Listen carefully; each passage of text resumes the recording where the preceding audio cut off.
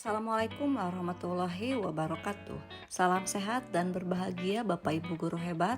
Saya Anida Jauhari Utami, salah satu guru di Sekolah Dasar Kota Sukabumi, akan memberikan aksi nyata pada topik 1 yang berjudul Merdeka Belajar yang digagaskan oleh Bapak Pendidikan Indonesia, yaitu Ki Hajar Dewantara. Pada topik kali ini kita mempelajari 5 modul. Modul yang pertama mengenali diri sebagai pendidik, modul kedua mendidik dan mengajar. Pada modul ketiga kita belajar tentang mendampingi murid dengan utuh dan menyeluruh. Pada modul keempat kita belajar tentang mendidik dan melatih kecerdasan budi pekerti. Sedangkan pada modul terakhir yaitu tentang pendidikan yang mengutamakan keselamatan dan kebahagiaan. Pada modul yang pertama, kita diajak untuk merefleksikan diri sebagai pendidik.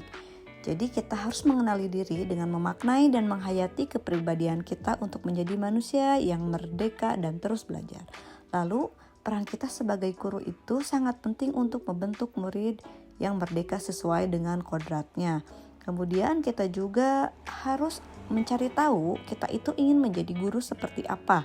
Tentunya menjadi guru yang mampu menjadi teladan baik bagi murid-murid.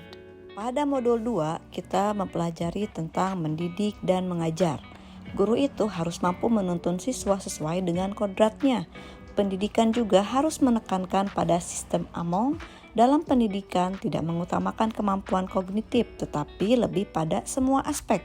Kemudian mendidik dengan memenuhi kebutuhan murid untuk mencapai manusia yang merdeka secara lahir maupun batin. Pada modul yang ketiga, kita belajar tentang mendampingi murid dengan utuh dan menyeluruh.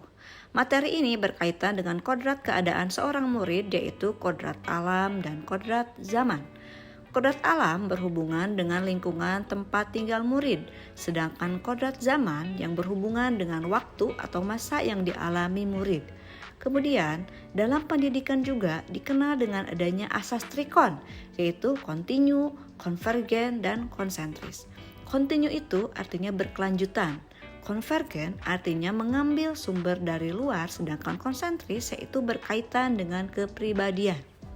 Pada modul keempat, kita mempelajari tentang mendidik dan melatih kecerdasan budi pekerti.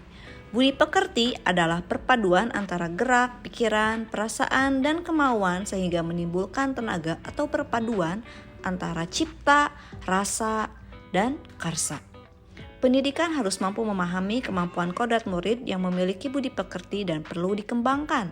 Kemudian, adanya teori konvergen, yakni perpaduan antara teori tabula rasa dan teori negatif.